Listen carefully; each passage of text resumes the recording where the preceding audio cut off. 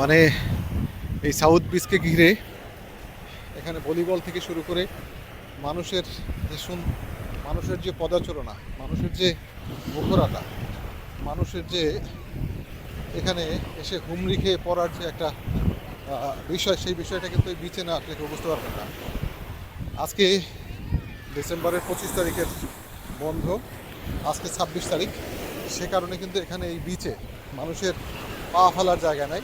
মূলত অস্ট্রেলিয়ার বা আমেরিকার কোনো বিচে এত ভিড়, আমেরিকার এই যে বিচটা, এই বিচটায় যে এত ভিড়, সেই ভিড়টা কিন্তু আসলে ভাষায় প্রকাশ করা যাবে না।